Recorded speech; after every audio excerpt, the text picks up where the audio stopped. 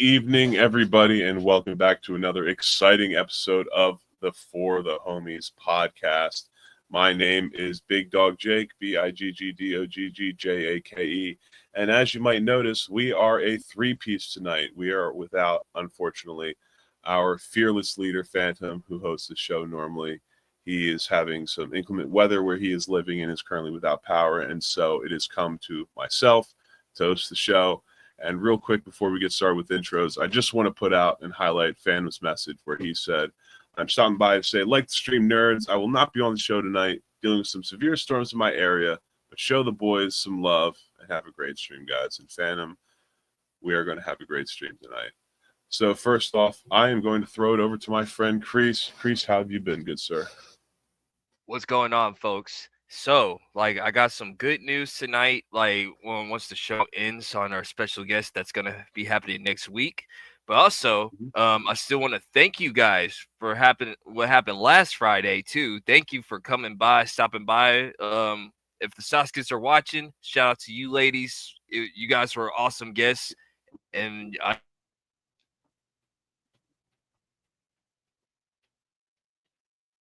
we just lose Crease?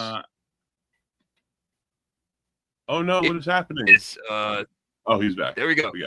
I'm here. I'm still here. We got him back. I'm right here. I'm back. It is Thursday. It is Thursday night. You could have been anywhere, but you're here with us. How you doing, Ebola? I'm doing good. Looking forward to it. Thanks, Ebola. Yay. Okay. Very good. Very good. So, as normal, I suppose that we'll jump into our first topic, which is going to be internet news. And boy, what we're going to cover tonight, the internet has been a buzz about, which frankly, I think is a lot of overreaction, but we'll see what people have to say about it. Crease, you want to pitch this over to me and see? So, yeah. So, people watching what's going on. Apparently, my Snow Queen, aka Sydney Sweeney, or whatever, is in some controversial things with her genes. Because she believes that her genes are superior. I guess that's what the crazy wokey lefties believe or whatever, and they think it's Yahtzee propaganda. Small little mustache man energy going on here, man. Definitely that's what I got from a 30-second commercial with the nice looking woman like Sydney Sweeney. Oh yeah. Fascism, yay. So Jake and Ebola. How do you feel? I think it's retarded. Okay. As do I. I'll elaborate a little bit more. I'll say mine later. Oh, go ahead. Okay. Well, I've seen the various 10, 15 second, 30-second ad spots that American Eagle is doing. As you can see, American Eagle sparks backlash for touting Sydney Sweeney's great jeans. Obviously a play on words because American Eagle sells denim jeans with a J, and Sydney Sweeney has great jeans with a G because obviously she's pretty, she has a nice body, she has large breasts, and so she's considered quite attractive. However, the left has been going absolutely freaking nuts thinking that they're Yahtzee dog whistles and it's white supremacist and she's for eugenics and all this stuff. It's like, no, they backed up a dump truck of money and dumped all the money into her driveway to be in these commercials, because if it was 5 years ago, they would have done it to let's just call balls and strikes here. If it was 5 years ago, they would have found an extremely overweight black woman to be in the jeans and dumped and brought out a dump truck full of money to her to be in the commercials. But that's not what's happening now. And this is something I was actually explaining to my wife, which is, and I'm sure she's aware, but advertisers don't give a shit. Advertisers don't care if they have a plus-size black woman in Calvin Klein underwear or they have Sydney Sweeney in American Eagle jeans. all they care about is appealing to people who will buy their product, whatever it is. It's about the money, baby. It's always about the money. And you can see some things here, like they say, an ad slogan has roused many online to accuse the brand of promoting eugenics, while those on the right praise the campaign as a blow to wokeness. Now, the second part I do agree with. I do agree that it's a blow to wokeness. However, refer back to my previous statement about advertisers not caring about that. It's all about the money. And you can see things like this. I'll zoom in on this. This was the one that really upset people, where it says, American Eagle, Sydney Sweeney has great genes. This is what upset people so freaking much. Dog. Oh my goodness. I did send like the response what American Eagle did. Like, I'm not sure if you have that slide or whatever, but like American American Eagle responded, just basically just said like, yeah, we don't care that you are mad or offended. So there we go. So you know what? Congratulations to American Eagle for just like not backing down. Just like, you know what? You know what?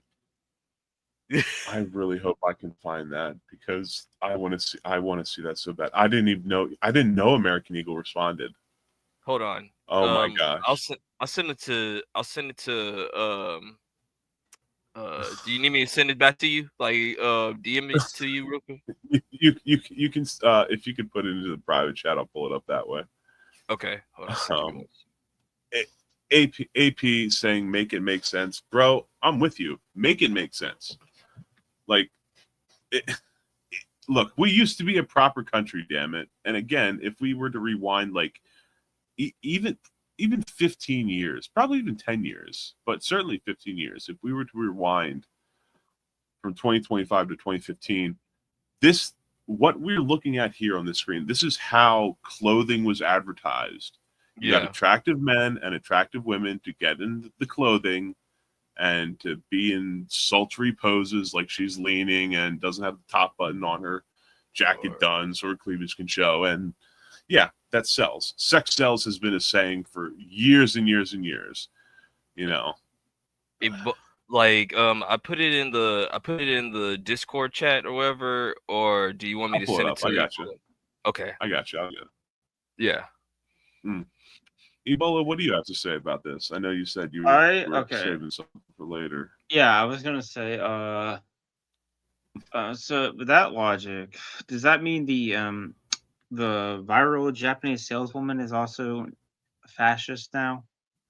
Oh, I didn't know about this.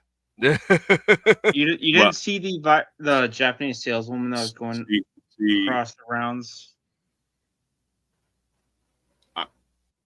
I did see something regarding that, but in my opinion, I thought it was just extremely overblown, because again, this is a cultural thing, like Western culture, which is what we're dealing with here, versus specifically Japanese culture. Like not even close to the same thing. The thing is she didn't even do anything crazy. All she did is look modest and look normal. That's the only thing. That's the only thing. She just looks normal and modestly, and that's all it does. That's all it is now. The thing is, but this is why I love Sydney Sweeney so much. Sydney Sweeney knows what she is. She understands meme culture, because like I didn't even know about Sydney Sweeney until until the Madam Web movie, and then I saw what she looked like without the makeup. I'm like, oh, okay, so that's what she looked like. And then and then I'm just saying, but like when the feminists attack her, like she just put on like "I love my big boobs" shirt. I said like, yes. You know what? Congratulations. Absolutely. You are one of my favorite actresses now. Yes, you're hot and sexy, but it's because you understand meme culture, and you know what? Guess what? You don't take it that seriously. You don't get offended or whatever. And that's what I like. When an actor or actress like just leans in and plays with their fans and just say like, listen, I see y'all, I'm with y'all, you good. Like, same thing with Karen Gillan or whatever. Like when people were making fun of her, like for Guardians of the Galaxy 3, saying that she was on a man's body, and then like she went into the mirror or whatever. She said like, Mhm. "Huh, I guess my features didn't change or something." Like, I was like, "See, that's what I'm talking about." Like, When she's like, why am I doing this pose? This looks ridiculous. When she saw And, the girl, she's just like, what is this pose I'm doing? It looks absolutely Give me 1 second. ridiculous. as Chris said to me and brought over, American Eagle indeed responded, which I think personally, I think this is hilarious. This tweet is real. It says, or this statement, it says, "To whom it may concern, we sincerely apologize for featuring Sydney Sweeney in our recent advertisement. In hindsight, we understand the combined impact of her blue eyes, blonde hair, and general hotness." Here we go. "Also, we did not realize how big her boobs would be." Oh my God. "Our marketing team has been sent to denim sensitivity training. Thank you for your feedback. Please stop emailing us. Also, we're still trying to recover from the group chat fallout." Like, this is a fantastic response. This is a fantastic response. It's It's very tongue in cheek. It's very like, hey, we see everybody bitching. We apologize for not noticing all the things that we very obviously hired her for to be a model in our clothes. Like, basically, come on, guys, what do you think? It's Denim basically, sensitivity training, but like that's a good line. That's a good line. Yeah, That's what I'm saying. Is like American Eagle drove took the knife, drove it in just a little bit more, and then just ripped out the guts, saying like, "Guess what? We don't care. We like making money. So f off and go on about your business." Like, they're basically like, money. they're basically like, oh, we see all the issues you're complaining about, and we like to say we apologize for absolutely nothing. Yeah. It basically did a Conor McGregor. I apologize to absolutely nobody. Like, and you know what? What are you gonna do about it? You know what? That's the thing. They're not going to do anything about it. And in fact, I don't know the name of the company right now, but there's another company that is currently in the process of filming adverts for their product with Sydney Sweeney after seeing the success of the American Eagle thing.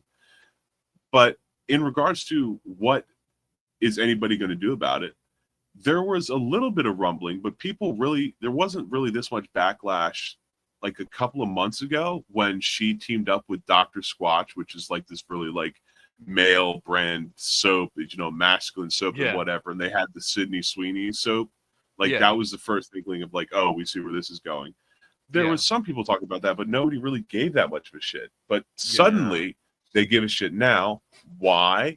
Because she's in an advertisement where she's wearing clothes. Yeah. And what does that mean? It means it's going to show off her features, which is going to get people upset. Well, I'm just going to say this. If you watch the show Euphoria, you see a lot of her. Like, that's all I got to say. That's all I got to say. Like, you can do the research for yourself or whatever. But do the research for yourself, I guess. I'm not going to do the research, but I would not advise it. It's like no. Because like I'm not even saying that as a married man. I'm just saying that as a man. It's a show about teenagers and getting into their early 20s, doing drugs, partying, and having sex. That's the show. Like, that's the show, for crying out loud. That's the show or whatever. And you want to know I can find and say noted. Do the research for yourself. I swear it's not hentai. It's not hentai, but it's not hentai what they can get away with on HBO. It's on HBO. That's all you need to say. But you know what? In some other news, our friend Eric July dropped some new stuff, and boy, I'm happy for this one. This man has dropped action figures, like legit action figures. You know what? I'm going to get it one. I'm gonna have to get one. Like, officially from the Ripverse Comics Twitter, as it says here, the wait is over. We officially entered the action figure game. Watch the trailer for the ISOM 7-inch fully articulated figure. the first in our new Rippaverse Primeval line, made in collaboration with McFarlane Toys. Pre-order now. Now, this is about 90 seconds long. If we want to watch this and show the people watching at home, we'll go ahead and play this. Crank this out. It's just going to be some music, basically, along with the toys or action figures, excuse me. So we'll go ahead and play this and make some comments over it. Yep. No. Oh, of course. Look, there's the haters are still waiting for somebody to release a comic about a frog, for crying out loud. You know, like we are levels beyond this as far as fans of the Rippaverse and who's waiting and longer? the products that he's putting out. I mean, McFarlane Toys, for crying out loud. It's like it's the old saying. It's the old saying from the Temptation movie. The actor Leon that played David Ruffin is just telling the haters, "You wish you could work it like me and everything." Hey, I'll be generous. They're just wanting everyone to experience what it feels like to be a Game of Thrones fan. Make them wait for books. Yeah, which also, I'm sorry, Game of Thrones fans. I am one of them. That last book ain't coming. George R. R. Martin put out a statement a little while ago where he's basically like, I don't know what to write. So he basically said, unofficially said it's probably never happening because I'm stuck in a writer's block. And you know what? He doesn't really have much family. I know this is way off topic, but I know he really doesn't have much family. Probably what's going to happen is like all of his notes and whatnot are going to be auctioned off, and there's going to be a group of like Game of Thrones scholars that are going to come together and like try to finish put out an unofficial book to end the series. We'll see. But or his family does it for him when he's dead. Well, that's the thing. He doesn't really have much family. Yeah. I don't know if he's married. I don't know if he's ever had kids or anything like that. I don't think he has kids, and I think he was married, but I think he might have gotten divorced. But I seen George like be cool with the ladies though, because like he be taking a lot of pictures. People be recognizing him or whatever. Like there was one picture where like he was at a club with a whole full club of black women that knew who he was, and like they said, like, George, come here, yeah. No, the long running theory, at least that I had, was he's gonna release it. Right it when he dies, it's gonna get released. Yeah. Oh yeah, like it's part of his will. He passes away, and the book releases. Yeah, that's usually how it goes. But just getting back to our boy Rippa, man, like this is good, man. Like the power of supply and demand, and like.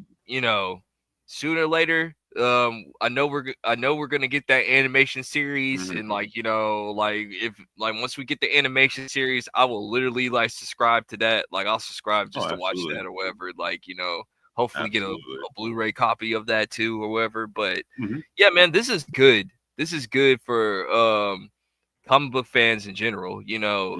People that don't know Eric like we know Eric.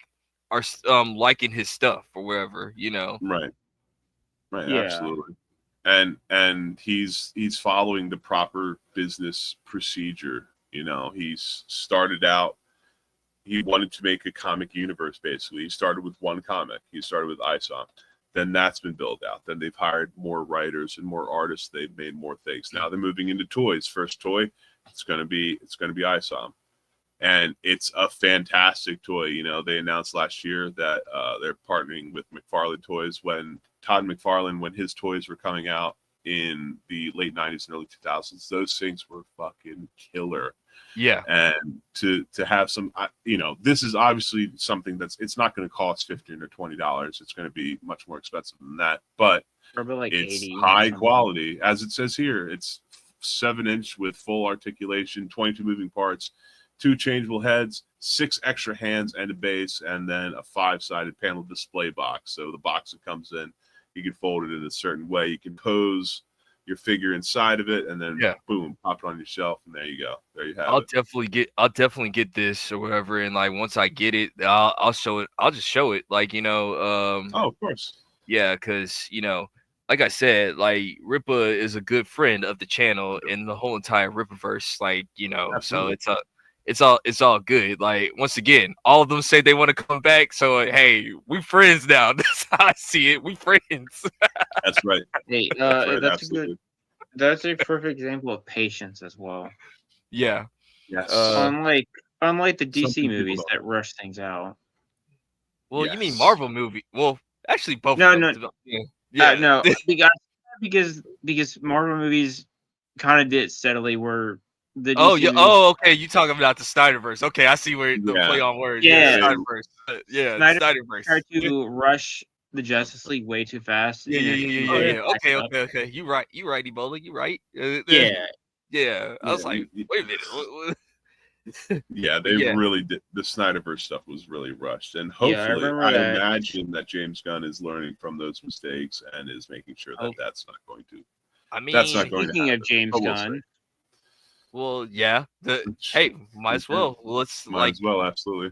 we're gonna go into trailer trash, people, but since Mhm. it's Warner Brothers and they can be extremely homosexual, we will Yes. have the whole entire thing silenced, and we're gonna have to talk over Yes. it or whatever, because And luckily, at least with this trailer, there's full captions, so we could Yeah. play it muted, and you guys will be able to see what's being said, although you won't be able to hear it. Yeah. But we will be showing that, and that is season 2 of Peacemaker. Season 2 of Peacemaker has officially been announced, and the official trailer has dropped, and we're going to be showing that here. Like I said, I'm going to mute this real quick, but again, there are closed captions for this, so you will be able to see what's being said, and we're going to go ahead and knock this out. So in 5, 4, 3, 2, 1. Y'all been waiting a long time for this one. Here's the new trailer of Peacemaker. Season 2. Enjoy. You want to see him grow as a person. Well, that's what I kept on saying. Like, of course, like John Cena was trying to read the comic books or whatever, and then James Gunn said like, nah, don't read the comic books, which I can actually see people's problems when they say don't read the source materials too or whatever, because let's be fair, in Marvel they forbid you to read comic books and screw the fans. Yeah. But the thing is, with James Gunn, crazy stuff. Since Peacemaker's not a big character, he can kind of get away with it or whatever. Like it was the same thing when he did with the Guardians. Like if you read the Guardians comic books or whatever and you watch the movies, they're totally different from the thing. But hey, it worked or whatever. Like people like the stuff or whatever. Just like right now to host this show. So what I'm gonna have to ask you to do is I'm going to have to ask you to create a StreamYard account and then like text me or something, and I'll send you the link on Discord and you can join it that way. So hopefully that'll work. I'm going to put that link together. I'm going to send it to you on Discord. Hop in here whenever you can. All right. Good stuff. Yeah. Good stuff. All right. Awesome. I guess we could go into the second trailer with Gen V or whatever, which is part of the Boys universe. Sure. Yeah, so tell us a little bit about this, Crease, before we play it. So Gen V is sort of to me, this is just my opinion on it. However, it's sort of like a Teen Titans ish type of boys universe type of thing or whatever. And yeah, but it's like with college kids or whatever. It's sort of like that. That's the best way I can explain it. It's sort of like a Teen Titans version of the boys. And I watched the first season. It's okay. I don't think it's like all that or whatever, but I think I'm interested in what. Yeah. Go on ahead. a scale of I guess 1 to The Boys season 4, how gay is it? Actually, this is extreme. Like this, the first season of Gen V is actually not gay. However, it's not it like Oh. season four was nice. just season 4 was just extremely like gay. However, this one was like, you know, like gay people are cool. They're in the background, like Right. they're there. But they're just in the background, however, like, you know. Yeah, I heard this show had a bunch of gay, but I didn't know like how if it was bad gay or just they're gay people, but it's not like an entire. Well, it's not like it's not like an entire like season where you just like once again season 4 like I said season 4 I just call it balls and shafts that I did not want to see. However, way too much of that. Way too much of that. Yeah. And like they mistreated my boy Huey, which I can never forgive. So you know. No, Jack is better than that. Anyways, let's kick off this trailer for season 2 of Gen V, and Ebola, I guess you can judge for yourself. You can see if this is more gay than the first season. So all right, we go.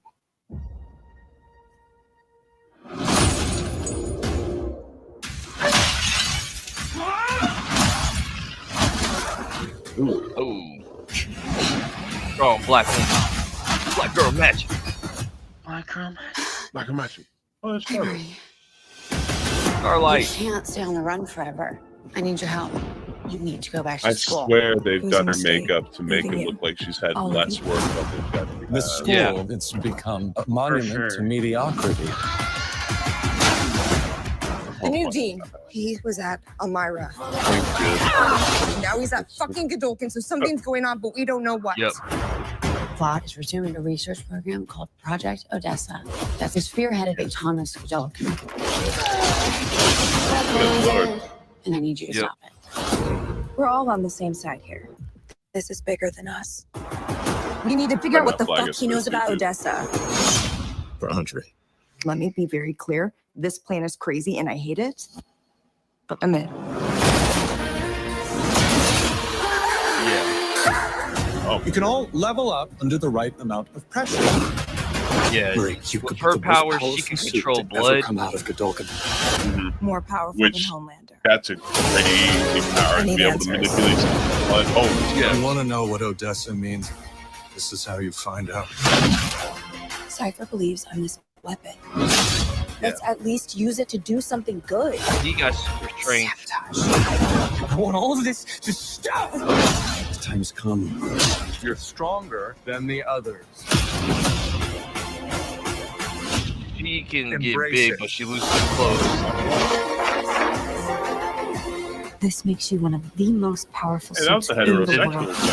And then the Asian chick, she can switch genders. Like she's a boy and a girl. Chosen ones are like whoever. Harry Potter. So like that's Neo, fucking Frodo. Fucking that's the gayest it Frodo. gets. Whoever.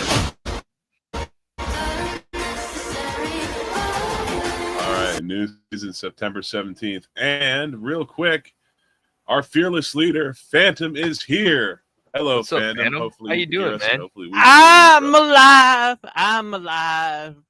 That's good. Yeah, we had a pretty nasty storm come through, and I was watching, and I just have to say the reason why all those women are just so angry at Sydney Sweeney, she's hot and they're not. That's the problem with them. Yes. Yeah. Yes. Yeah. That's what's going on. But we were just finishing watching Gen V, like the trailer. Have you watched that show, Phantom? Oh God. It was trash. It was trash. Okay. That's I mean, all I've heard about her. it's about dude. It's about Homelander's kid and it's the school and stuff. And I'm like, who cares? Who cares? You know? And it's like, I mean, hey, did you guys talk about that little thing? The Saskas posted today. No, we haven't gotten to that yet. No. Yeah. I'm pretty sure. Yeah. I'm pretty sure it was the announcement. They mentioned that last week. Yeah. On the show. Yeah. We got you, brother. Don't you worry. But yeah, like as far as Gen V's going, like I think I don't think the show was necessarily freaking trash or whatever. Like, I think it was just alright or whatever, in my opinion. So It's a show we didn't want or we didn't Yeah. need. yeah, pretty much or whatever. The unnecessary. It was an unnecessary Yeah, but- thing because the boys are about to end soon with season 5, but like they're trying to make this expanded universe as usual. Go ahead, Did Phantom. you talk- Huh? Stuff keep moving. What was that, Phantom? What's that, Phantom? Well, I he think- is experiencing inclement weather. We might be losing him. He might be losing him or Stuff whatever. happened. Yeah. Yeah. See, Yeah. we just lost him. We Come just back, lost come him. back when you come back, man. Like we're still good or whatever. My green screen is being moved. There we go. Okay, we're back. Yes. What do you Phantom will pop in and out. I Yeah. imagine he'll pop in and out. So whenever Yeah. I see him, I'll make sure I bring him up on it. Yeah. So how do you feel about the trailer, Crease, considering you've seen the first season? I think the trailer is solid. It did what it's supposed to do. However, I mean, it comes out the day before my birthday, so before my 34th birthday. So I'll check it out. Usually they'll probably drop 2 episodes on that day. Like that's what most streaming services are starting to do. Now it's like guys, don't forget. Yeah, the 18th. The 18th. I'm letting you guys know now. Like September 18th, I ain't gonna be here. I'm gonna be at a concert. I will be at the Lil Wayne concert. So I'm letting you guys know. I'm putting in my application By all on the day off. means. By all means, yes. Well- he's putting in his 2 weeks for his day off. Well, so you guys do know who is going to be on the new season of The Boys, right? Who? Seth It's Rogen. Yes. Oh, Yeah. right. Yeah. I mean, Yeah, that's he's been on the last like 4 seasons. That's Uh, not surprising to me. Of course, he's And hey, the show's already gay. Might as well make it more gay. yeah. one of the things I'm actually curious about is I look, I know that Garth Ennis, the person who wrote the Boys comic, at least, and I know he's somewhat involved in the show. I know he's kind of you either love him or hate him, I guess. As far as He the stuff doesn't that like writes. Gary. He doesn't like Gary. He put I Gary know in a he comic book. No, he doesn't like Gary. He's put YouTubers in comics, which is like crazy Flash. and petty at the same time. Gary was celebrating. He says, "Yes, I'm a villain. Yeah, let's of course, go." Of course. Let's- If someone wrote me into a comic, I don't care how they wrote me. They put me into a freaking comic, for crying out loud. I think that's pretty awesome. I think that's awesome. Like, I mean, I'm not surprised on this because they also they put Jeremy in there, they put Ryan in there. I think there was a Ripper Jeremy was was in put the- in there. Yeah, Jeremy was Yeah. in the Blue Beetle comic. Jeremy was in the Blue Beetle Mhm. comic. Ripper, I think Ripper was in the Blue Beetle comic too, or whatever. Like, They had a bunch of people in the Blue Yeah. yeah, Beetle. they had a bunch of people, and like But Eric, Jeremy like, was just front and center. yeah. That is crazy. Jeremy said, like, I finally won. I'm actually in the comic book. Let's go. It looked like Right. it looked like Cobra Cast. It's like when I saw Jeremy, Obviously, I- that's what they're I trying to do. remember talking to Jeremy on one stream or whatever, and he just like I asked him, "Yo, Jeremy, so what is it like being in a comic book, like being the bad guy?" He's just like, "Dude, it's freaking awesome. If you guys have it, like, I'll sign it." Like, Yeah, I think everyone's like unrealistic. He has eyebrows. oh snap, the green screen. That's what's up, bro. There we go. That was me trying to fix my green screen just then. I don't know. Yeah, I was just trying to mute myself because I needed to cough, and then somehow it decided Yeah. to Do it live. stop you. We're doing it using my- live. Stop We're using doing my it green live. screen, but whatever. F It's it, working we're fine doing now. it live. It's We're working. doing it live. Yeah. Yeah, we're Yeah. doing it live here, folks. Anyone who Tonight is claims it's for been real professional- slapdash tonight trying to put this together. Yeah, anyone who claims we're professional has not watched long enough. Yeah, or they like once again, we get our advice from Germany, like for like a crazy Alabama, like hey, there's two Phantom X's, like like our crazy hillbilly from Alabama is saying like, hey, if I could be a successful YouTuber that picks my nose and scratch my ass or whatever, I know you guys can do it too. So Guys, don't worry. Jake is signed into the account that I'm normally running. Yes. I'm not running it because there was a storm and Jake had to run the show tonight. yeah, So instead of me setting up the stream, Phantom had already set up the stream, so I just logged in through his stuff, and that's how I'm posting. Yeah. And that's how you can get this very scary. Oh my God, there's two of them, which Yeah. everybody Double. absolutely. I mean, first off, TWOAP. Come on now. He corrected it. No, He did correct corrected it. it. AP So- can't spell. That's not his Sophie's fault. the worst though. Sophie That said, was "Oh a- fuck, there's two of them. Run!" damn. He's so flabbergasted that my brain broke. Sorry about that, It's all brother. good. Didn't mean Hey, to- hey, Sophie. I always ask my mom what would she done if there were twins. She says she'd probably die. Damn. That's cold. What That's rough. one of me is hard enough to deal with. So you know what? We can switch subjects. It's time for course. Liquid Ebola's time or whatever. Like Ebola, right. you said that you got a clown of the week. So brother, Yes. I'm gonna let Mhm. you host it. Go ahead, man. Say Let's say go, what baby. you got to say. Jake, do you have any? Did you find? Boy, do I. Unfortunately, it's from The Verge. Sorry about Yeah, that. But I just had to Verge. find somebody who was covering it. All right. So, as I guess the VTuber on the panel, it makes sense I'd be talking about the VTuber drama over the last. Wait, Hayden's on here? Oh no, he's not. Never mind. Shut it. Okay. Oh, So, appreciate that, man. so 2 weeks ago, this company apparently stole $500,000 from Mhm. this VTuber who also it's the IDF, the Immune Deficiency Corporation or Mhm. charity, and they stole $500,000 from the charity that she also suffers from, and then a bunch of other stuff that they didn't pay most of their talents for Oh. like multiple months. They made some people signed NDAs so they couldn't even say anything. Some even had their mother sign it. That made their mother sign it. Yeah, probably because they were underage, which is ridiculous. Also, Yeah. as you scroll down the article, you'll see some statements from some of the I can't higher up people in VSojo, and it's crazy. And as Ebola was alluding to, part of the byline here, I know it's quite small. It says VTuber Iron Mouse has left VSojo over claims of unpaid funds, including a $500,000 charity donation.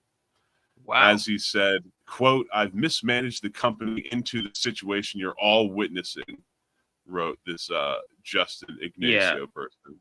And Yeah, as so, we get further into the article, it's pretty wild. It's Again, a deep rabbit hole. Also, the Yeah. guy was also a founder of Twitch, so that kind of makes sense. So this is the company course. that is being sued out of Oblivion, right? Or they're Yes. closing down. Okay. Yes. Yes. this Oh, is- they are absolutely closing down. They're as you guys said, they basically- mismanaged funds like crazy. Yeah. Yeah, they mismanaged money. They mismanaged a lot of stuff. Mhm. There's thinking that they maybe used their money to go and slander another company as well, which Which that's wild. That's wild. To do yeah, it's that. like why Sophie mentioned one Lily, when they got harassed over the Hogwarts Legacy thing, they told her she was a disappointment and a inconvenience to the company. Yeah, they Which- said that to Nux, right? So it was Silver. Nux Silver, did something Silver. that they just threw him under the bus for, oh, so they could. of course. So he was basically a scapegoat.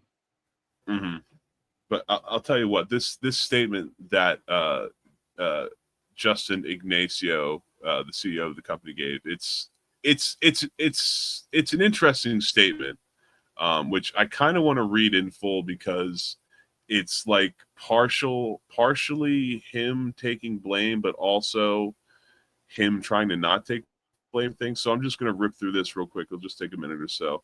He says, VShojo has failed, and I've mismanaged the company into the situation you are all witnessing. So today I am sharing the difficult news that VShojo is shutting down, and I take full responsibility for the decisions that led us to this point. I've been doing everything I can to fundraise and right the ship these past few months, but despite my efforts, we are in a worse position, and those I care about are now paying the price. Over the past few years, we raised around $11 million to pursue a bold, talent-first bullshit approach in VTubing, prioritizing creators and community over short-term profits to achieve long-term sustainability. Our funding went directly to our creators through generous splits, debut investments, infrastructure, concerts, events, and staffing, all designed to support them. We also wanted talent to own their IP, which we knew was a unique creator-first approach for an agency. However, despite all our efforts, the business failed to generate the revenue we needed to sustain that model, and eventually we ran out of money. Additionally, I acknowledge that some of the money spent by the company was raised in connection with talent activity, which I later learned was intended for a charitable initiative. At the time, we were working hard to raise additional capital to cover our costs, and I firmly believed, based on the information available to us, that we would be able to do so and cover all expenses. We were unsuccessful in our fundraising efforts. I made the decision to pursue funding, and I own its consequences. So it's him apologizing for what transpired. It's him apologizing for that $500,000 not being donated. But it's also him saying, I'm taking responsibility, but here's all of the other people and all of the other decisions were made that I knew nothing about that led us to be where we are now, which is just... Wow. It's a lie because there's a picture of him at the fundraiser for the charity that he was apparently knew nothing about. Oh yeah, really? He fundraised all right. He fundraised from his hand to his pocket. That's what he did. Yeah. Yes. He raised it off the table and put it down into his wallet. Yeah. None of them were getting paid. Mm-hmm. Now, Ebola where's this corporation at? South Korea or is it Japan? It was San Francisco. Lately.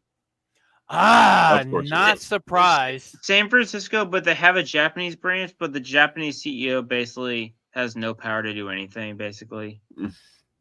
So it's mostly a San Francisco. Of course. So, how many VTubers work for this company that you know? It says here that the departure of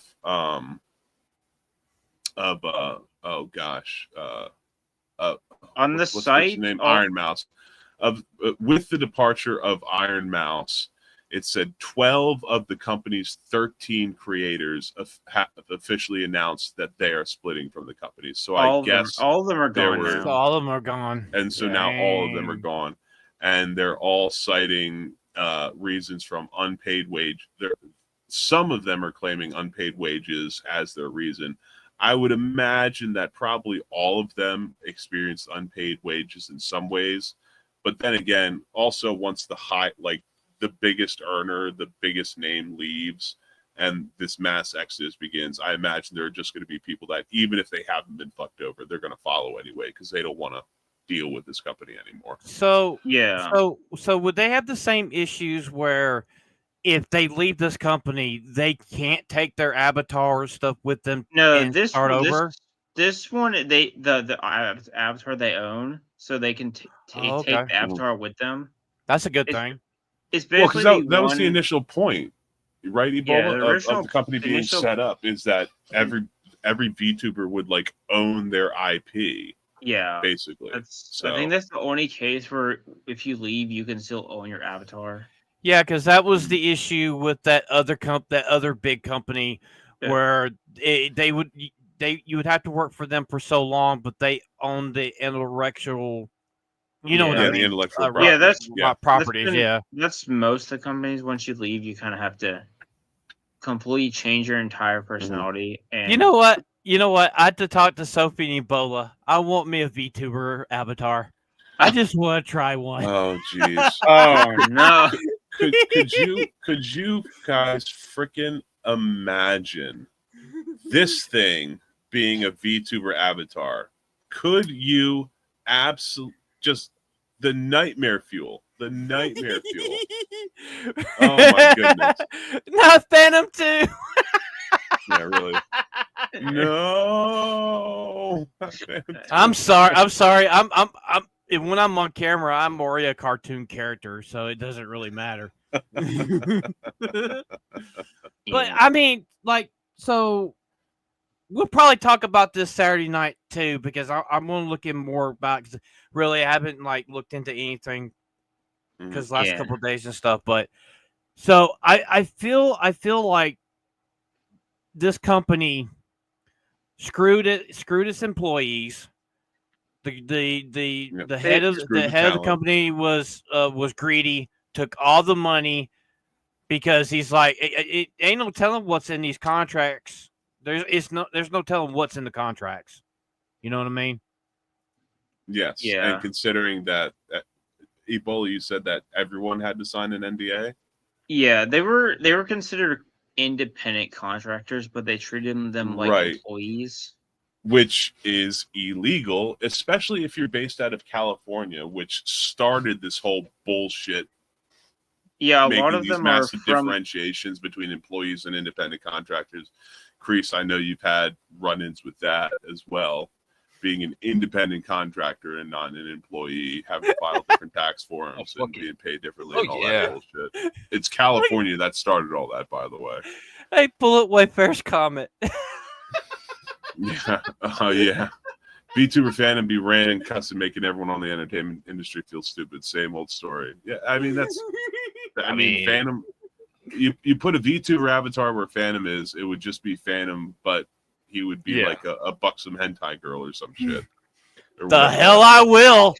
Shit, made me look like Goku. Or you can be like Nux, a giant pain in the ass while being entertaining as hell. I mean, he's already a giant pain in the ass. I don't have to be. Might as well make it visually entertaining. I don't have to be. Yeah, but we want to make it more visually entertaining. So yeah, who knows? Yeah, there's one that's a Gundam VTuber. My dumb luck. These guys would set me up one where my character would just stand up and start undressing at random moments. That's probably what Ebola and fucking Sophie would do to me. Probably so. I'm going to be very hands off on this. My only request for VTuber Phantom is massive. Good Lord. Nope. Please, for the love of, I'm not just. Please no. Please don't do that. No. Please don't. It's a thought. It's a thought that should be forgotten, in my opinion. I'm sorry, man. They've just been hectic. Yeah, it's screw you, Atomic. I'm gonna meme you when I get in Discord tonight. I'm gonna meme you into oblivion. I guess we can move on to some pop culture. Please. Yeah. So like the first thing with our Superman news is that this is breaking news that Superman is getting a sequel. Like James Gunn has confirmed it. Like he's doing this doing a sequel. And what do you guys think about that? It makes sense. It makes sense. We're gonna get to the box office numbers here in a moment, but based on that, it makes sense that he'd make a sequel. It's making enough money, and he's trying to, build out this universe. And so here we go. David Corenswet is young enough and fit enough that he could probably be Superman longer than Henry Cavill was. I know Henry Cavill wasn't given much of a chance because of Snyder, but there could easily be another decade of David Corenswet Superman, easily. How old was Cavill when he first was Superman? He was like in his late 30s. Late 20s. Yeah, late 20s, early 30s.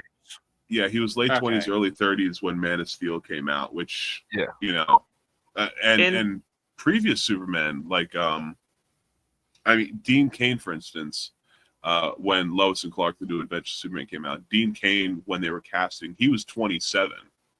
Yeah. And funny story about that, they thought he was too young, even at 27, to be Superman. But it came down to him and Kevin Sorbo TV's Hercules, that Kevin Sorbo. And apparently, with the casting agency and with the show, they had it booked out. And literally 24 hours before the first day of filming, Kevin Sorbo got a call saying that they decided they're not going to go with him. They're going to go with Dean Cain. So I mean, yeah, and it was a couple years later he got Hercules, and that really made him. Yeah. You know, he was more of a. He was more. Dude, I couldn't see him as Superman. I couldn't see him as Hercules. Yeah. Hercules, yes. Superman, no. But Yeah. you look at Christopher Reeve. I mean, he was in his his early 20. He was quite young. 28. Yes, he was also in his mid-20s when he was selected, and he was a relative unknown. Mm-hmm. And he was like a theater kid. He was also like really lanky and things like that. Yeah. And he got He so bulked up for it. He bulked up like crazy, and he got so big that they literally had to remake the suits because he was too big for the original suits that they made. I mean, that's what happened with David Cornsfoot. Like a lot of people were saying that, oh, he's too skinny to be Superman, and then when he got into the gym, he's like was popping out. That's what I'm saying. That's what I'm saying. You get a Hollywood star into the gym for 6 months, 9 months, or whatever. You're going to change them. They're going to put on like 30 pounds of lean muscle mass. They're going to be big boys. Okay, so we know that Superman. I mean, I know was as of the other day, it already broke 500 million globally. Yeah, let's go ahead and bring that up. Yeah, where we can see right here. Excuse me, that Superman domestically it's basically 300 million, and worldwide it's broken 500 million, and this is including obviously from its release to yesterday, Wednesday. How much of a drop off? How much of a drop off now? From this past weekend to now? Yeah. Let's see. So obviously this past weekend it jumped up, and it looked like it dropped off. It's about 55% now. That's still now good. It is still good. which is good. In comparison to another movie which had a much bigger drop off. Yeah. Yeah. Gary, Jeremy, Fantastic Four is better than Superman. Yeah. Then why the hell is it? It had a massive drop off. Massive drop off. I think it's because I think it's safe to say, and I guess Jake, you could probably pull up those numbers too, or whatever. I think it's safe to say that I think people are just tired of Marvel, man. To be honest with you, or whatever, it's like a little bit of Pedro Pascal. It's a little bit of like people don't want to. I mean, don't want to deal with Marvel anymore or whatever because 41% drop off. Yeah. Oh no. Let's see. 41% to Saturday, 18% to Sunday, but then from the weekend, after the weekend, 61% drop off. A massive drop on Tuesday for some reason, but it has been dropping like crazy. How much? Look, how much has it made so far? It domestically 150 million, internationally 100 million. So worldwide, it's about 250 million. The thing is, they needed like 200 million on release. They needed a $200 million weekend, and they did not get that at all. So the thing is, it underperformed the exact same amount of time that it brought in less money than Superman did during the exact same time period. Yes, during this in the same time period when you know obviously Fantastic Four came out a week after Superman, it was in its opening weekend it was making less money than Superman was in its second weekend, which that goes to show you which one people are still going to see. People still are going to go see Superman. Like Superman still has legs in it, and I think this is just my opinion. I think Warner Brothers is going to keep Superman in until probably September, so it can hit 700 million or whatever. When it hits 700 million, take it to Labor Day. They'll take it to after Labor Day weekend. Yes, exactly. What they'll do is continue into September, and they'll carry it into Labor Day, because I imagine, just like every Labor Day, there's tons of families and groups of people that go and see movies. Because like, despite what anybody thinks, Marvel, there's no Marvel versus DC, we're good friends. No, they're talking about each other. Yeah, like of Kevin course. Feige's like mad at James Gunn. I don't care what nobody says. Like, oh man, they're still friends. No, they're not, dog. Like he like literally, if you go to the article in Variety, like he was throwing some shade at James, saying like, we complete 100% of our scripts every time that we do production or whatever. When that's a lie too, because Rebecca Romaine said like they're not good. The script's not done. The script is not done. It's not even done. What are you? Now I want to pose a question. Go ahead. Fantastic Four is underperforming. Mhm. Will this reflect on Doomsday, or do you still think that Doomsday will still be $1 billion film because of cameos? I think it'd be $1 billion. My opinion, I think it'd be $1 billion with cameos. I still think it's going to be $1 billion because of cameos. But if this, I mean, it's not a good, like, because you have to understand, this is going to be the last Marvel movie until Doomsday comes out. Like, there's not going to be any Marvel projects next year or whatever. Like, technically, DC's finna run the score up, because like they're gonna have Clayface coming out, they're gonna have the Lanterns coming out, and then the Supergirl coming out. Which DC's gonna run the whole first half against, it's gonna be all offense for them for the next year. Yeah, and also, what was I gonna say? And of course, like they're capping off the year with Peacemaker, and if Supergirl does good and the Lantern Show does good and Clayface does good, then they did less projects. Maybe. They got like three. Yeah, they had like three. That's 3 projects. That's not a lot or whatever. You have you have a TV show and 2 movies. I think that's smart for DC. Well, don't forget they do have the Batman Aztec coming out. Yeah, I mean it's a cartoon movie. I mean, like, that's like more of like a home release or whatever. That's automatically home release. But right. What I'm basically saying is like Marvel needed Fantastic Four to do the same numbers or even better to prove that they could compete with James Gunn's like DCU. They absolutely. I guarantee that. Whether Kevin Feige or whomever said it aloud or were thinking it to themselves, I guarantee that Feige was thinking, we have to beat Superman. Marvel's first family, which is going to launch this next phase of Marvel movies, absolutely has to crush, and at the very least has to crush Superman, has to beat Superman. And it looks like that ain't happening. And that's a bad omen. Again, regarding what you said about Doomsday, whether that's going to break $1 billion, I mean, probably. But one thing I do want to say is, I think the era, at least as far as Marvel is considered, of cameos bringing in people to see the movie, I think that's starting to die off a lot. I don't think cameos bring in anywhere near as much as they did, even 6 or 7 years ago. Well, I mean, Deadpool Wolverine, that was a cameo fest $1 billion film. Right, but Deadpool, it's the same with the first and the second Deadpool. Deadpool and Wolverine is a special case. They were hinting that Wolverine was going to come like those last 2 movies. Like it was always like a build up to making that happen. Right. So like they finally gave the fans what they wanted or whatever. Right.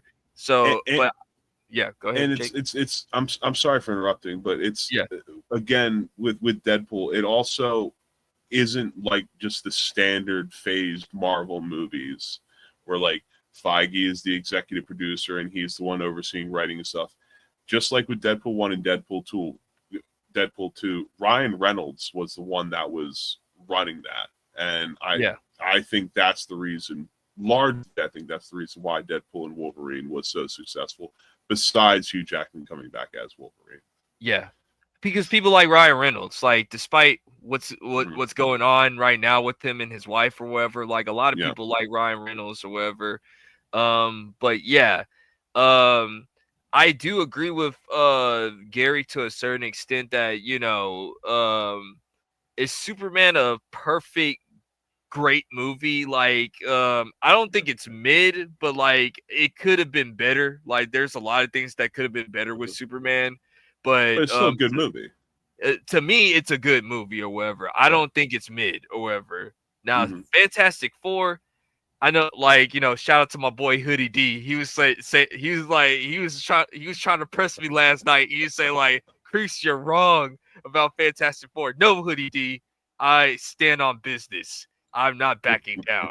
That movie is a 5. I really want to give it a 4, but that'll be 2 on the nose. So I gave it a 5 and everything. Like, once again, like I said, I even told Phantom this. Like, Phantom, you will probably love this movie. Like, you're into science fiction. You're into science. You're into the space race in the 60 theme or whatever. That's just not me and everything. It's just a taste type of thing or whatever. Like, and to be fair, like with Fantastic Four, like none of the Fantastic Four movies ever hit for me. Like, I tried to give them a chance. I tried to try to watch them, but they just don't interest me as a group or whatever. Like, I try or whatever, but it's just. Go ahead. Sorry. I think the 2016 movie is the only one I don't like. That one doesn't exist. That one sucks. Yeah. That one sucks. Kreese, you actually said something that kind of piqued me, which is, the Fantastic Four movies that have come out and never really hit for you. I'm curious as to, I guess, everyone's opinion on the panel, but I'll ask you first, Kreese. Do you feel that because of what the Fantastic Four is, this is their origin story going into space and all that stuff, do you feel that it's not necessarily like, Marvel being worse than DC or the Fantastic Four movie being worse than the Superman movie, but do you think that there is an aspect of the type of movie that it is just isn't as appealing to general audiences as Superman is? And maybe that's why it's not doing as well. Well, once again, Fantastic Four is Marvel's first family, so they are up in the popularity of comic book heroes. Like, let's get that. We got to get that straight. Like, I want to be objectively fair. Like, Superman is basically, you could just go ahead and say he's the godfather of superheroes or whatever, because without Superman, there really isn't no DC or Marvel. But like, I think, how can I say it? I think there's been like such a precedent set bad with the Fantastic Four because the movies in the past didn't do so well to hit audiences. People already got that pre mindset of, it's Fantastic Four or whatever. You know what I'm saying? Like, I think this is where I think this is where Disney Marvel made a mistake. They made the budget like too high or whatever. With this movie, they need to like take it under 100 million so it could make a profit or whatever. Like, so that way they'll be able to win at the box office. And once again, I said this a billion times in my review. If you're into science fiction, the space race, or any of that, this movie is for you. I think you guys will think it's probably like a 7 or 8 or maybe even a 9 or whatever. But to me, I didn't like the plot of it. I didn't like the fact that Franklin. Don't Galactus shit is fucking retarded. Galactus shit's retarded. Yeah, Franklin's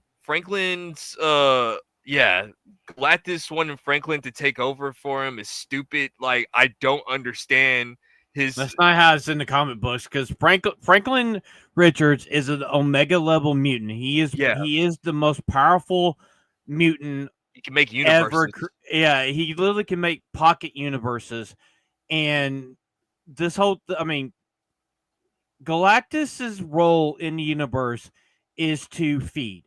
That's all he does. Consume planets. That's what he does. He was there at the very beginning when the Big Bang, and he's been around for billions of years, and he's literally the trash compactor of the Marvel universe. That's what he is. Yeah. And this whole thing with Franklin Richards is like, what were you guys smoking when you decided to make Franklin Richards the reason why Galactus comes to Earth? That is retarded. Yeah, that's what I was saying. I'm like, listen, say what you want to say about Superman and Lex Luthor. At least Lex Luthor was still keeping the same energy like he was in the comic books. Galactus, think about this. I'm an all omni being, and I just said, like, you know what?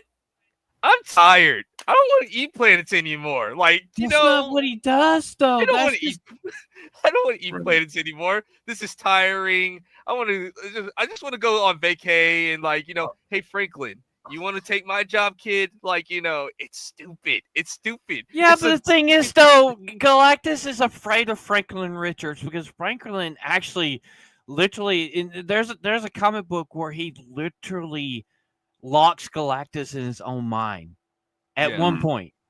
And it's like, God, this is so. They need better writers. And to answer your question, Jake. So Fantastic Four was, hands down, they are the first family of Marvel. They're one of the first comic books. I mean, they were first, and all the other characters were spin-offs of them. Like Submariner, Spider-Man made his first appearance in their comics. She-Hulk, Black Panther, all of them. But when it comes to like Superman, Superman is technically not the very first superhero. That goes to the Phantom, the Shadow, Doc Savage, Flash Gordon, and he's more prominent. Yeah. Right. But as far as like a super powered hero, like somebody who he's can, the first. Faster than a speeding bullet, can jump buildings. Yeah, that's basically he's the first. Yeah, he's the first. Like the Godfather superheroes. But so I'm curious if you think, Phantom, that just for again, not a comic audience, just a general audience, if you feel that like I asked Kreese, and I'll ask Ebola here, that basically the setting, if you will, of the Fantastic Four isn't as appealing to general audiences as a Superman movie is. I think people, I'll be honest with you, I think they still have a bad taste in their mouth from the 2016 movie. Right. Because that movie was just, what's your favorite term, Kreese? Boo-boo ass? It's boo-boo ass, she's garbage. Yeah. And for me, Kreese is right. I think I might enjoy it. I just think the whole Galactus subplot is retarded. Stupid. I mean, I understand why they did the whole female Silver Surfer to give Johnny a love interest, because in the comic books there is a female version of Johnny Storm that has the powers like he does, that becomes a herald of Galactus, and blah blah blah. But the thing is, though, we haven't had Superman since Man of Steel. Yes, which has been 12 years at this point. Yeah, it's been a decade. We were craving for and I feel James Gunn, regardless, the movie's already broke even. It's actually doing better than Fantastic Four, and I'm just going to say it to the people that are on our side of the fence. You're just dead wrong. You guys hated Superman because it was James Gunn. That's the only reason why you hate it. Whenever it hopefully it falls off a truck and I get to watch it. If not, I'll get it myself. But for me, I've seen David Cornsweet in another movie. I can't think of the name of it. He's actually a decent actor. Oh yeah. And from the stuff that I've seen, I still think my only problem is, the guy that plays Guy Gardner shouldn't be playing Guy Gardner. I don't like Nathan Fillion. Nathan Fillion. I don't like Hawk Girl. I think Mr. Terrific is fine. Luthor is fine, and Thank you. I love Crypto. I mean, it's good to see Crypto in live action. And the reason why a lot of people hate Crypto, it was an insert of James Gunn's dog. So what? So what? Right. Would there have been as much bitching if he was a German Shepherd or a pug or a Chow? Or, no, it wouldn't be so much the same breed that James Gunn has. It wouldn't be. It'd be less bitching if it was another director. Mm-hmm. That's what I said. Mm-hmm. But Ebola, didn't you say that one of the Fantastic Four guys said something stupid or whatever? Yeah. What do you know? Which one and what they said? Okay, let me pull it up real quick. Okay. Give me a second. Sure. While I find it. While Ebola is doing that, I wanted to kind of quash a rumor a little bit regarding Superman, because there has been some news going around saying that Superman, the one that just came out, has officially grossed more money domestically than Man of Steel did in 2013. Now, that is a partial truth. That is a partial truth because, and Not let me much. quickly pull it. Well, it's in the private chat. I will pull it up. It is a partial truth because Man of Steel, excuse me, Man of Steel, again, in 2013, it grossed about $291 million domestically. Now, that is not adjusted for inflation. So, as we know, the current Superman movie has grossed over $291 million domestically, and it's still running. However, this was, again, 12 years ago when Man of Steel came out. Yes, it only grossed $291 million domestically, but as it says here, if you were to adjust for inflation, that amount would be the equivalent of $407 million. So it is technically true that the current Superman movie has grossed more domestically, but it's kind of a partial truth. It's a partial truth. It's not exactly what I think it's not exactly what the deal is. I think by the end of this summer, I think like it'll like overtake Man of Steel. I think that's the whole entire goal, is to leave it in as long as it can. Like you guys said, like get that Labor Day audience in, and then like because August 15th, that's when it goes on to streaming too or whatever. So looking for they're gonna be looking at HBO Max or whatever, and then there's gonna be physical copies too that's gonna be going out. So I think they're gonna try to leave it in the theater until Labor Day, let it hit about 600 to 700, and then they'll pull it out or whatever. Which sounds like a plan. That's what I would do. Like a lot of people on our side of the fence is like, oh man, James Gunn's Superman's underperforming Man of Steel. You know, it's like, yeah, Man of Steel made X amount of money, its original run and stuff. And I'm like, the thing is, what was Superman going against at that time? Does anybody remember the movies that came out when Man of Steel did? I don't think there was. Also, I think you guys are having this slightly backwards.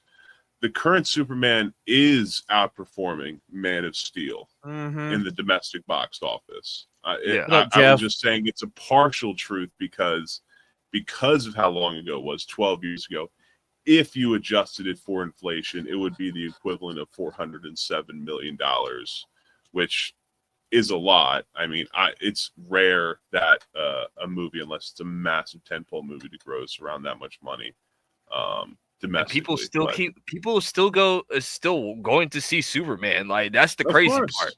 It's still alive. Like a lot of people think it was supposed to die, but people keep on going to it or whatever. So the word of mouth is doing good or whatever. Like I'm not hearing the same thing about Fantastic Four. Like no, I could like literally I still got Facebook, I still got Instagram or whatever. Mhm. Most of I'm not seeing a lot of stuff on Fantastic Four. I'm seeing a lot Right. of stuff on Superman or Mhm. whatever. There's a lot more people Well- talking about Superman than Fantastic I've- Four. Well, speaking of, Sorry, go ahead. I was just going to say, speaking of Fantastic Four on Instagram, this is what Ebola shared with Yeah. us. Excuse me. What up, Mo? From Marvel True Fact. Oh, is Mo here? Mo's in the chat. What's up, homie? What up, It is Mo, good man? to see you, my friend. I think I'm Good to going see to tune in later and watch the VOD of your stream putting your computer together. I like watching people put computers together. But anyways, as Ebola shared with us, apparently Ibn Moss Bachrach was asked what he'd do if he had the Thing's powers, the Thing from the Fantastic Four. And apparently he said, quote, "There's a handful of fascists that I would just throw into outer space." Pedro Pascal agreed, saying, quote, "That's what I would do. F and A." The pair then laughed and high-fived. You know what? I'm sorry. If he Big had the cringe. thing, Big cringe. if he had the Thing's powers, all they would really have to do is pick him. You know, they can hit him with a sonic device that would knock him out, drag his ass to the sea, drop his ass in the water, and just watch him sink like a fucking rock. Yeah, all I have to ask is, what do you determine as fascist or whatever other? Aren't you it's- Jewish? Yeah, that's I mean, kind I'm that's sorry. a I'm great sorry. question. I'm sorry. The Hulk could kick the Thing's ass any day. Sorry. well, yeah. Yeah. It's like, are you determining it by actual ones or just people that you have a different opinion as? Do and they we all happen know to that? have red hats on top of their heads? Like, I'm just asking. Do they happen to be normal people? You guys are No, hitting on that- great points because, again, on the internet, especially if you fall on the left side of the political spectrum, generally speaking, if somebody disagrees with you, you'd like to throw them as far right as possible. You know, whether they whether they wear a red hat and they support Donald Trump, or whether they're against illegal immigration or whatever, they immediately throw you into the Yahtzee category as far right as possible, Dude, even dude, over simple disagreements. Dude, I just thought of it. Galactus was an allegory for Trump, and Franklin Richards was the migrants. He coming from the migrants. Oh my! So I with mean, my thing with this is, can we just go back to when actors just Shut up. did not just like run their cum dumpsters like Hey. they do now? Literally would just shut the hell up and just sit back and just don't put your political ideas out there. Really, you didn't push the needle in 2024. You know, you tried. Right. People are just sick tried. sick of your crap. And I mean, this is like with the guy that did the robot. I mean, he said some stupid crap not too long ago. Pedro's been saying stupid crap since 2016. And being creeper, being creepy. and being a creeper. Hey, Yeah. he's still there, yet Gino Carano isn't. I'll say this, like, you know, I know Gary talked about this before, and I'll just like kind of paraphrase it. So like back in the day when we used to like idolize celebrities, we thought they was like the coolest thing ever. But ever since we gave you guys internet, nah, y'all guys is crazy. Like, I don't want to be like none of you. Your guys' life reminds me of my life. My goodness, man. Like, dude, life I'd rather like if I was like born in this day and age, I'd say screw the actors. I'd rather look up the anime characters. Yeah. So I mean, Hollywood. You know, I made a video about this like a few years ago. Hollywood killed Hollywood with their stupidity, with their. I mean, they do a lot more talking and not a lot of listening. Yeah, you can blame people like De Niro. You can blame Robert Downey Jr. You can blame who's the guy Ruffalo that plays the whole. I mean, all these idiots. Yeah, These idiots. Mark Trump Hamill. broke them. Trump broke them. Yeah, hands down. Some of those people got a terminal case of TDS. And it makes you wonder, like, come 2028, or I guess January 2029, when Trump, like, legally can't be president anymore, also will be in his mid-80s, also probably doesn't want to be president. Like, are they going to get over it? Are they going to is a new president going to be a vaccine and inoculation against they're gonna TBS? go for JD Vance. JD Vance is young enough. That's the thing. If JD Vance runs and he ends up winning, is it going to switch to JDVDS or VDS or JDS? Yeah. Well, it's going to be a different initialism, that's for sure. Well, no, it'd be MDS. It'd be just MAGA derangement syndrome. Yeah. Well, I guess we could talk about this too. Our man Dean Cain. I gotta talk to Dean Cain for a little bit. Happy birthday, Dean Cain. Happy birthday, Dean Cain. But I'm not saying that this is right or anything, but I'm also not saying that this is wrong too. But we're just saying it happened. This is for historical reference. Like, this just happened. So Dean Cain's Superman stuff got taken off from HBO Max. Now, it's a little bit on the nose that, he criticized the Superman movie, and the powers to be, James Gunn, probably told him, like, I don't want his stuff on my platform. Like, probably told David Zaslav, hey, we got to get him off. Maybe. That could be true. I'll give you permission to set up a poll in the Discord if you want. Or, because there's always an or in everything, and I'm objectively fair, because let's be honest with ourselves. HBO Max has always been cleaning their app out too at the same time, because they get rid of old stuff. Like, they got rid of, like, the Looney Tunes stuff because it wasn't performing well, because nobody was watching, like, the old school Looney Tunes stuff. Super upsetting that they did that, but but they made it to public domain or whatever, so basically you can start watching Looney Tunes stuff for free. Like, you can go on dude, there's tons of Looney Tunes stuff on YouTube.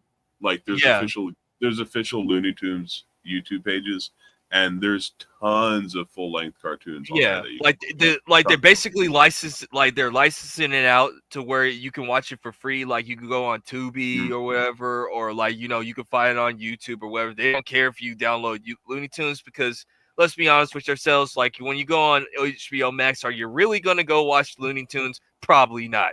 Just for argument's sake or whatever. But this is how I feel what's going on when Dean Cain's Superman. I think not a lot of people were watching the show. However, now is it, like, once again, is it on the nose that, because remember, Dean Cain did not say that, Superman was woke or anything. He's basically just saying, like, what he saw, it wasn't for him. And that's completely fair. That's fine and everything. What up, Nagranal? You have every right not to like something or whatever. I'm just saying, it's a bit petty. It's a bit petty. Disagreement here. It could be a mixture of both pettiness and also the fact that probably not many people are watching it anyway. It could. So it could also be a massive coincidence as well. It could just be a massive that's what I'm saying. Well, the Superman movie has come out, and so HBO is looking at all of their they're looking at the Superman stuff. Is looking at all of their properties that they have available to watch. They're probably looking at watch hours.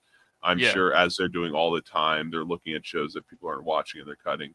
And it very well might just be coincidental that it just so happens that they're removing Lois and Clark and Superman at soon. Well, also you gotta look at it this way. This is like a 30-year-old show. That is true. It's like it was it's in like the 90s. And so the thing is, could it be because he went out there and, like, it's fair. Pie-faced the new Superman movie, of course. But you also got, I agree with Kreese. This could be just them saying, okay, let's look at the numbers. Nobody's really watching it. Nobody's really caring about, this version of Superman. They take it off. They do this all the time. They'll take something off, keep it off for a while, And then when it gets in, when they do searches, they look at search history, and somebody's trying to look it up, they'll put it back on. That's how Netflix works. That's how like Steam works with video games and stuff. I mean, that's just how it works. Yeah. And I was, if I may, real quick, I was mentioning this in the green room before the show started to crease. That well, first off, happy birthday again to Dean Cain. Dean Cain just turned 60, I believe. So to give you an idea of when this show came out, when Dean Cain was cast as Superman, he was 27 years old, and the show ran for 4 seasons. So Phantom was correct when he said this is a 30-year-old show. This show also came out in the 90s when basically every show that was going to network television was kind of this melodramatic interpersonal show. And yes, Superman was as well. Lois and Clark, The New Adventures of Superman was like that. I think barely even half of the screen time involved Superman. Even doing Superman stuff, he kind of used his powers in a not a subversive way, but in more of a clandestine way where people really couldn't see it. Also, for those of you that might not know, the lady who was the executive producer for the show, she initially wanted the show to be named after Lois Lane. One of the titles that they were going to go with was going to be Lois Lane's Daily Planet. That was supposed to be the title of the show. But then cooler heads prevailed and were like, look, Superman is in the show. Like, we're not going to call a show with Superman in it as a main character Lois Lane's Daily Planet. And yes, Lois is the second main character. She is the main character of the show. Superman, you can argue, is the second main character, but they have roughly equal screen time. But half of the show is just Lois in the Daily Planet and interacting with people there and melodramatic stuff, as were, again, like I said, most shows in the 90s going to network television. That's what they were like. They were just melodramatic interpersonal stuff. That's what it was. Let me say this real quick. I will say this once again.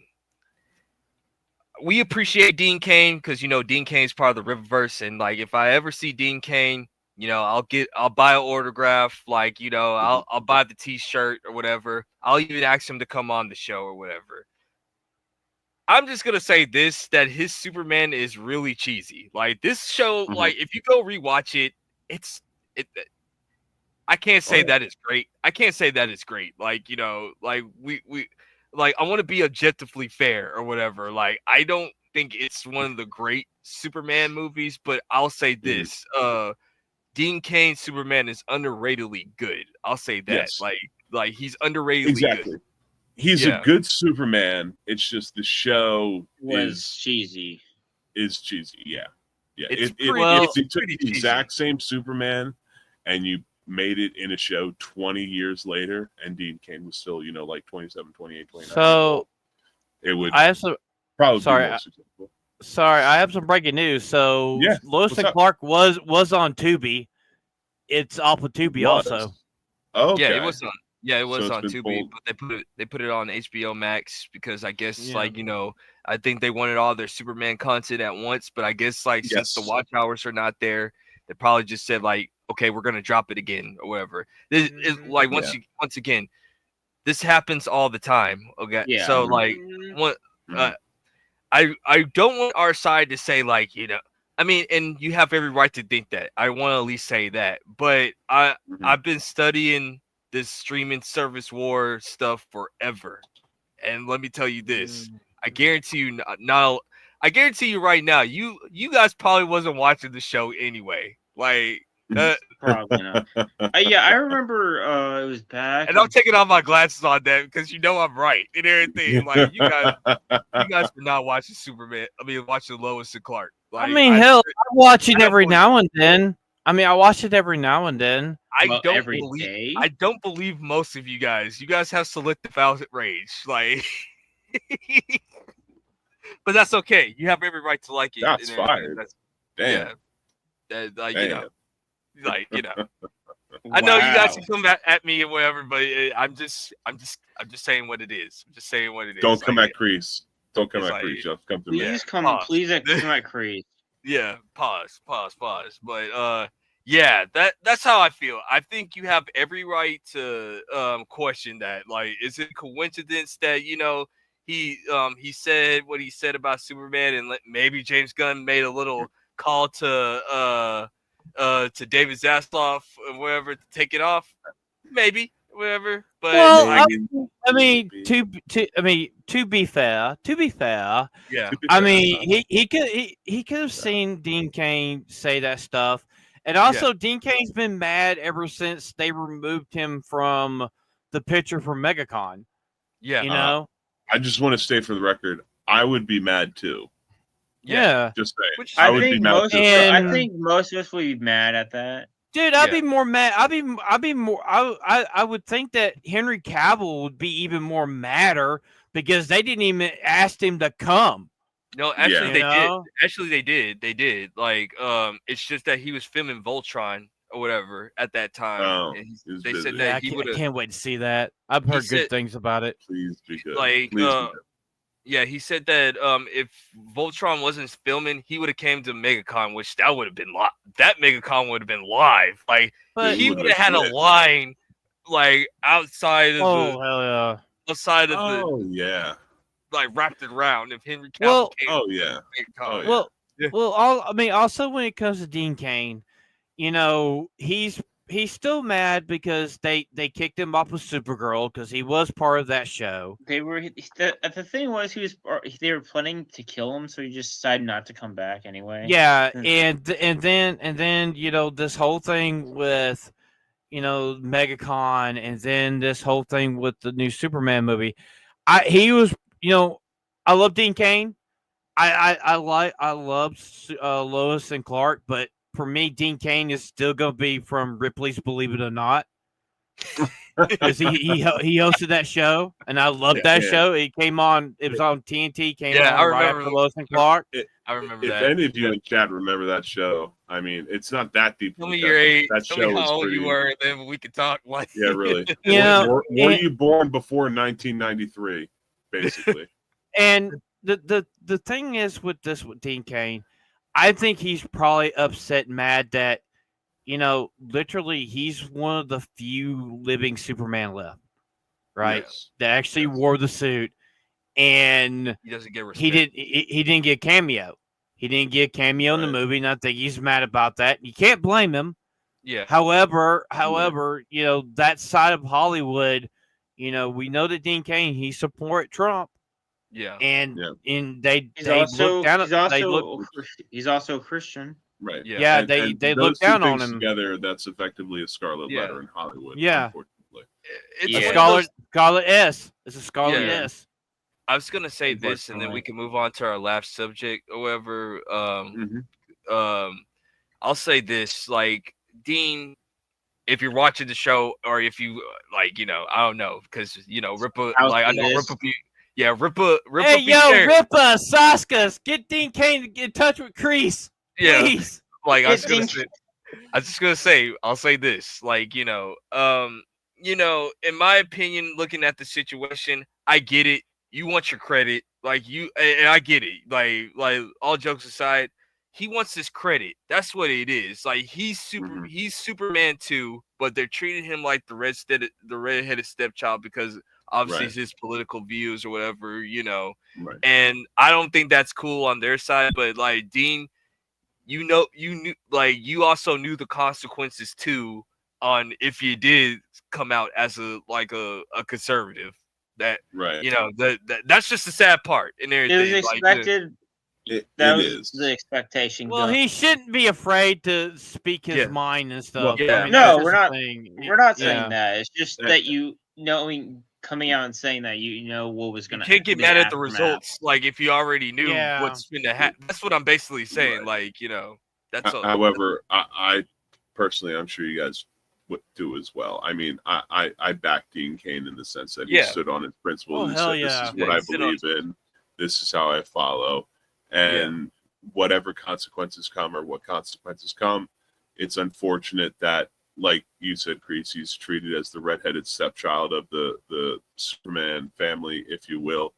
And And like I said, he was a great Superman in a show that just wasn't as exciting as a Superman show could have been because of when it came out, because of how it was developed, because how they wanted Lois to be the main character, things of that nature. But it is bullshit that they cut him out of that photo.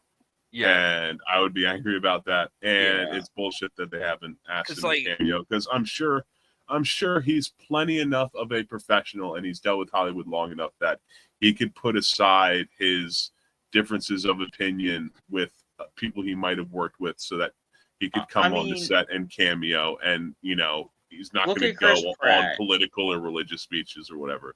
And again, Chris Pratt as well. Chris Pratt also being a born-again Christian, but he is, I think with Chris Pratt is, him and James Gunn are really good friends. He James Gunn are good friends. Say his political opinions as well.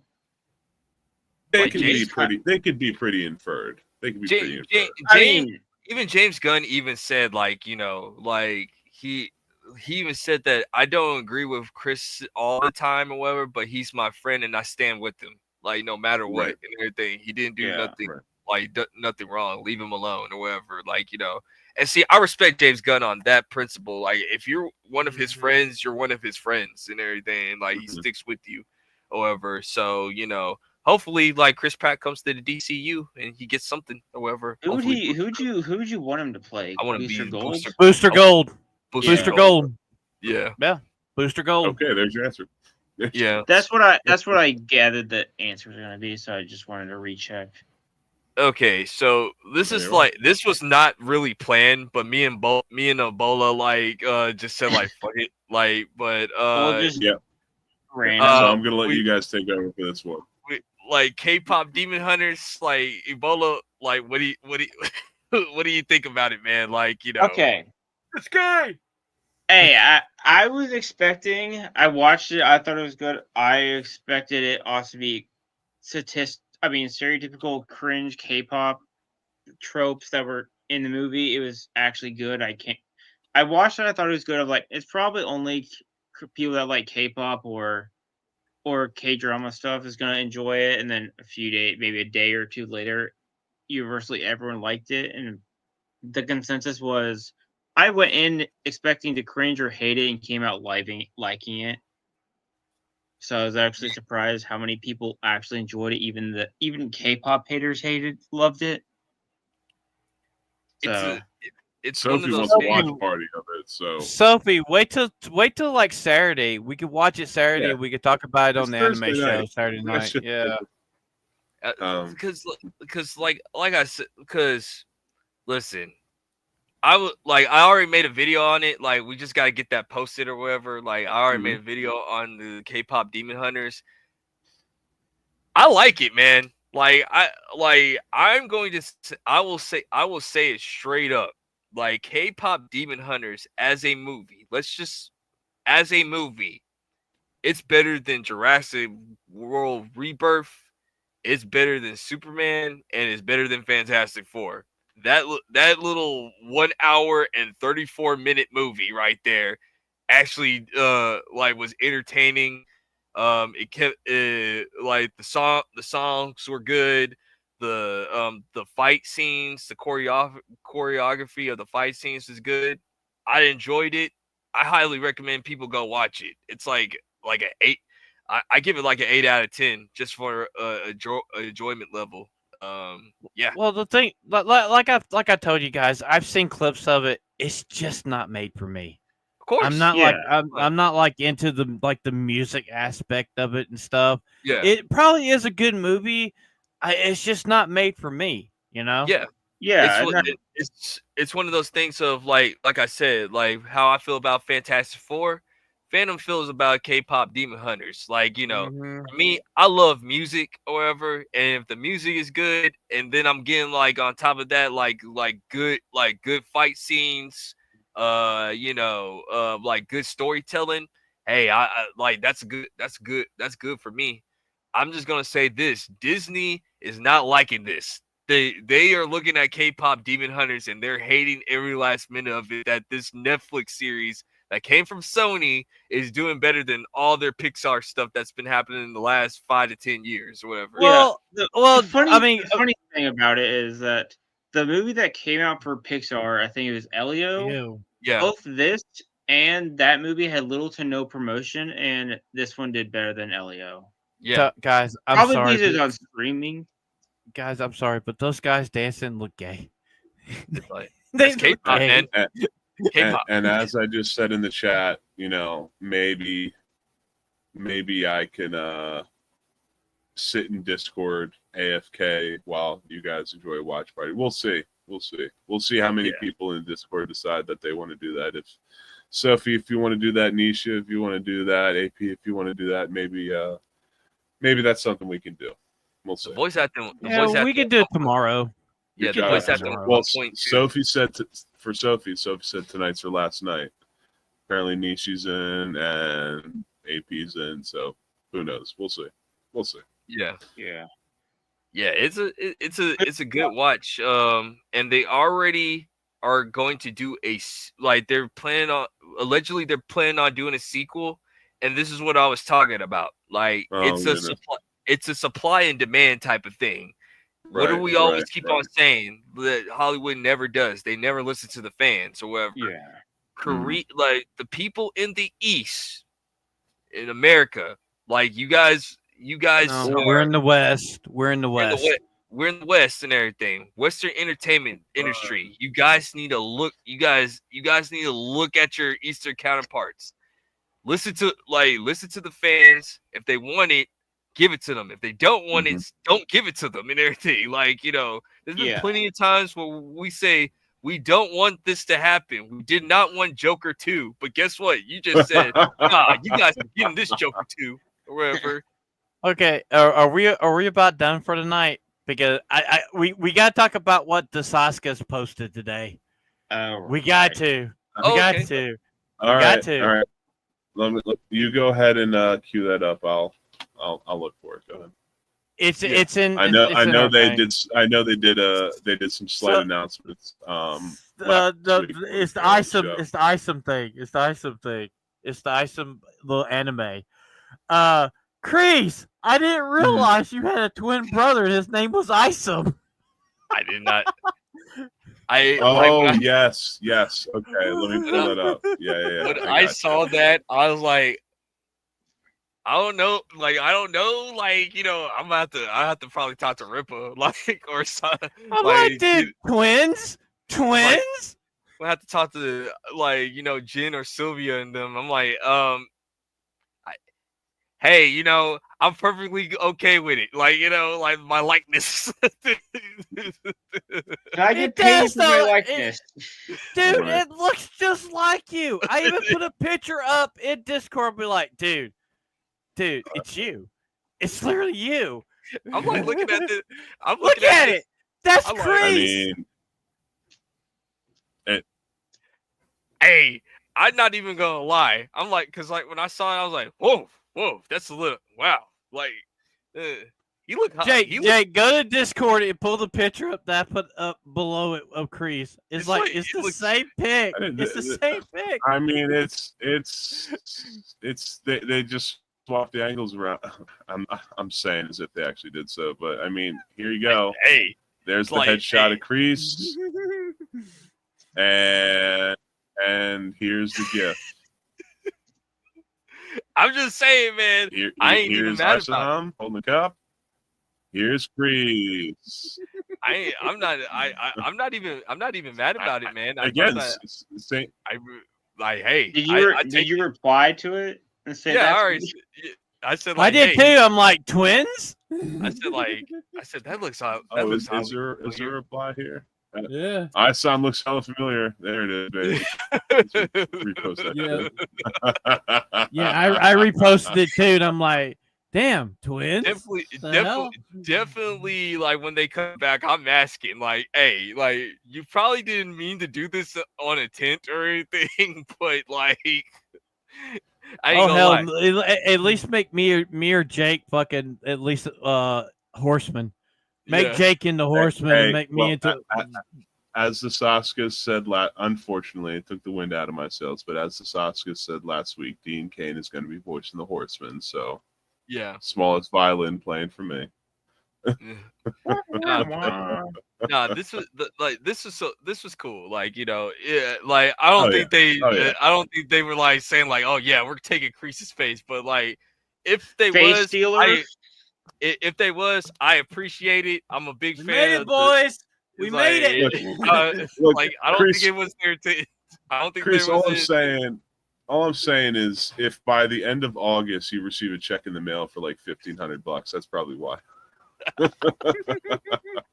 It's like I get a Yeah, we message had to- from, like, hey, what's your bank account? I need to send you a couple of things real quick. Like, Yeah, we had to share that because that made our day today, man. That was pretty awesome. That was like, pretty awesome. I was like, I don't know if they were thinking of us, thinking of me or anything at that time or whatever. But like, you know, I ain't gonna lie, it kind of looks like me. I'm not gonna lie, but you know, hey, maybe some people see differently, but you know, I thought that was cool. I think it's cool. Like the next time they come on, we definitely gotta like show them this and everything. Like definitely. But looks like we're almost. I'll bookmark it and I'll make sure that they get answered. I'll make sure. Yeah. But I guess we're getting. I guess we are at the end of our show, Yeah. so I guess we can start doing the stuff that we Yeah. Now, before we do outros, what I do want to say, I saw Sophie, Nishi, Vagabond. I think Ronan said so. I think AP said so. If you guys actually want to do a K-pop Demon Hunters watch party in the homies Discord after the show, we can make that happen. What I'll do is I'll go into the Discord. I won't be like active in it, but I'll go into the Discord and basically AFK as it's playing in one of the watch channels. And I guess what we'll do that is you know what, 10:20 p.m. So 26 minutes from now is when it's going to start. You'll see me there. You'll see me streaming. We'll go ahead and watch the stream, and we'll do it that way. That's how we'll do it. But anyways, let's go ahead and do our outros. Let's start with you, Ebola. What do you got coming up? Anything you want to shout out? I think I should have a video tomorrow on my K-pop my K-pop videos that I make. Mm-hmm. Then I'll have my Monday, Tuesday videos. Wednesday night with Sophie. Date night. Date night. Yeah. Thursday afternoon stream, and then here as usual the same time, and then Saturday with the homies as usual as well. That's right, baby. Right on. What about you, Phantom? What's going on with you? Anything new and exciting coming up? Well, I want to thank you for running the show tonight. It's been my pleasure. And really, right now, I'm not really doing a whole lot. I might be working on a video talking about the UK stuff. I don't know yet. Working on a lot of stuff. Maybe working on a new show that it's going to be called Matinee with the Homies, where we talk about like obscure Diamond in the Rough movies. We might launch that in the near future. I know August we're going to have a lot of big guests coming on. Mm-hmm. Saturday night anime with the homies, and I'll be back here hopefully hosting next week. Okay, very well. I will try. I will give the K-pop Demon Hunters 15 minutes. If I like it, I'll stay. If I don't, I'll probably bounce because I got a big day tomorrow. All right, sounds. Yeah, I too have a big day tomorrow. I will be, quick little announcement, I will be picking up my mom from the hospital, and so she'll be coming home, and so I'll have a packed ass day tomorrow. So I'm not going to be shit. Yes, that is some good shit. And also she unfortunately had to go to the hospital on my birthday. Well, the day before my birthday after. Oh, damn, man. didn't really have much for birthday. The past 2 weeks have been really hectic. Tomorrow's going to be very busy as well. But anyways, I'm going to quickly do my outro before I throw it over to Chris. My name is Big Dog Jake, BIGGDOGGJAKE. I'm a professional, though occasional voiceover actor stroke artist. I'm a writer for hire. I love video games. I love metal music, and I will talk to anyone about them. You can find me here every Thursday, 8 p.m. Eastern Standard Time, doing it for the homies on the official For the Homies podcast. Remember, 10:20 p.m. That's in roughly 23 minutes. Over in the homies Discord in the Watch Party channel, I'm going to go ahead and stream K-Pop Demon Hunters for those that want to tune in to watch. Mute your mics and enjoy the show. Use the text chat there and discuss it. Fan will be there. He said he's going to give it like 15, 20 minutes, see if he likes it. Maybe he bounces, who knows. But either way, hope you guys have been enjoying the show. Chris, yourself, my friend, what do you have coming up? So, I'm going to go ahead and drop the guest name of who we got coming on next week. So when I was at Anime Maziri, I ran into the DA. Derek Anderson is going to be coming on baby. the Homies podcast August 7th. He was excited. Definitely going to make sure I'll reach back out to him again, because things come up or whatever, but yeah, he's definitely locked in. So yeah, tune in for that. Also, I do got a K-Pop Demon Hunters video that hopefully we could get out to if it's not tonight, maybe tomorrow or whatever. It'll be out before the anime show, because I'm gonna be busy tomorrow, and I'm not gonna be able to do anything tomorrow. Okay, no problem. You heard that from Phantom. Saturday, I think I might go to the Bell County show where Ripa and Gary are gonna be at, like out there in out in Bell County, Texas or whatever. It's like about 3 hours away from my house, so it ain't that far on a Saturday or whatever. So you had to go out there and come in on StreamYards, be like, get them on the stream, be like, Gary, what's up, bro? Yeah, so I'm gonna try to. I'm not 100% sure if I want to go out there and make it or not or whatever. I'm like debating on it. But yeah, got that going on. And like, if I do go to the show, I probably won't make it to the anime show because I know I'll be too tired or whatever. But yeah, that's what I got going on. So yeah, tune in next week for Derek Anderson, the DA. We'll definitely talk about Superman, Fantastic Four, and he's a huge anime fan. Whatever, he agrees with me on the Western entertainment industry. So like, we'll definitely want to pick his mind on that part too. I know Fan will probably want to ask him a couple of questions too. So yeah, that's what we got going on.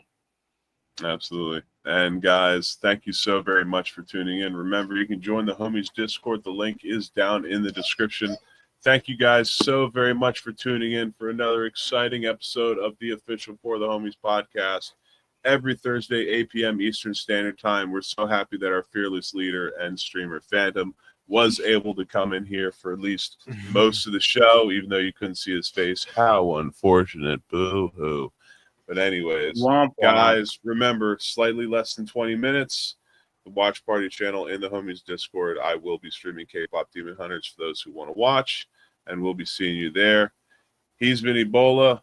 He's been Kreese. He's been Phantom. I've been Big Dog Jake. Make sure you like the stream, nerds, and we'll be seeing you guys next Thursday, 8 p.m. Eastern Standard Time. And we hope you all have a great weekend. And take care of yourselves. Peace. Peace out, guys. Nerds! Take it easy.